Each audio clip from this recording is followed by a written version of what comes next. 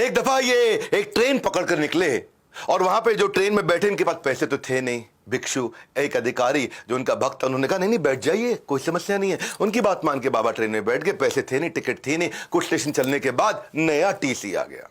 वो तो बेचारा चला गया। नया टीसी आया, वो अटक गया। अरे उतरो, बिना टिकट के बैठ गए हो, उतरो यहां से। बिना टिकट के बैठ गए। बोले मेरे को अधिकारी ने कहा। अरे कोई अधिकारी नहीं, बिना टिकट के बैठ गए हो। बाबा जी के लिए उन्होंने ऐसा बोला। बाबा जी उतर गए, जाके नीचे करौली नाम के स्टेशन पे नीम के पेड़ के नीचे बैठ के समाधि में बैठ गए। पर वो ट्रेन नहीं चली आगे। बहुत कोशिश करी, सारे इंजीनियर, चीफ इंजीनियर सब आ गए, सब ने अपनी बुद्धि लगा ली, सब कुछ कर लिया, ट्रेन नहीं चली। अटक गई ट्रेन, वही के वही खड़ी के खड़ी रह गई। खूब हरी झंडी दिखाई जाए, हरी झंडी वाला, लेकिन ट्रेन नहीं चली। सारे अधिकारी आ गए, सबने जोर लगा लिया। उसके बाद लोगों ने बोला कि आपने उनके प्रति अपराध किया है। वो बहुत महान संत है जिनको आपने उतार के नीचे भेज दिया। माना नहीं टीसी। पर जब पब्लिक का प्रेशर बहुत बड़ा, वो टीसी घबरा गया। वो जाकर के उसने फिर पेड़ के नीचे, जो नीम का पेड़ था, करौली स्टेशन पे उनसे माफी मांगी। और जब माफी मांगी, फर्स्ट क्लास कंपार्टमेंट में जैसे ही बिठाया, ट्रेन चल पड़ी। और तब से उनका नाम पड़ गया नीम करौली। आपको पता है आज भी लाखों लोग हर साल कैंची धाम आश्रम में जाकर के कंबल क्यों भेंट करते हैं, क्यों कंबल चढ़ाए जाते हैं? इसके पीछे की कथा सुनिए। नीम करौली बाबा हमेशा कंबल उड़ा रखते थे।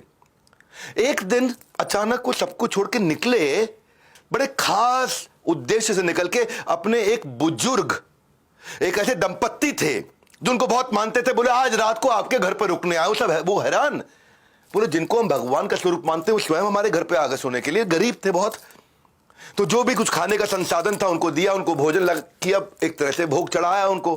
और एक चारपाई थी, उस चारपाई पर उनको सुलाया, बाकी दोनों जमीन पर सो गए। उस दिन रात को जैसे जैसे आधी रात बीतने के बाद नीम करौली बाबा कराहने लगे। बहुत आवाज आने लगी जैसे कि उनको बहुत मार रहा हो, बहुत पीट रहा हो। अब वो सोए हुए थे।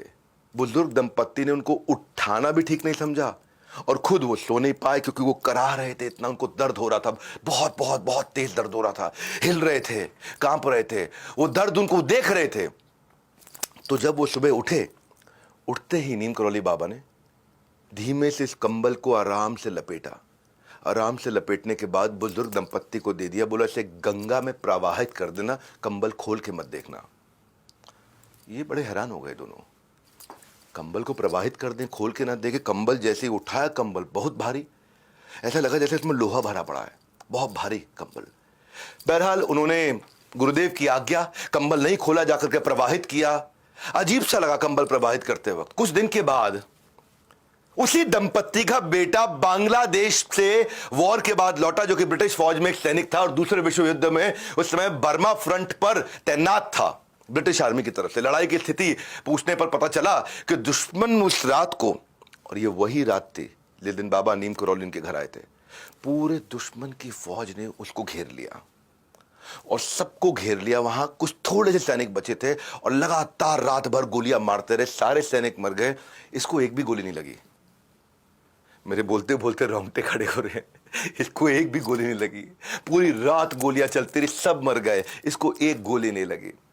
दरअसल ये वही रात थी जिस दिन नीम करौली बाबा उस दिन रात को वो सारी गोलियां खाते रहे उस बेटे के। तब जाकर उनको समझ में आया, जब प्रवाहित करी थी और जो लोहे की आवाज अंदर से आ रही थी, उसमें वो सारी की सारी गोलियां थी जो बेटे को नहीं लगी। बाबा की झोली ने समेट ली सारी की सारी गोली।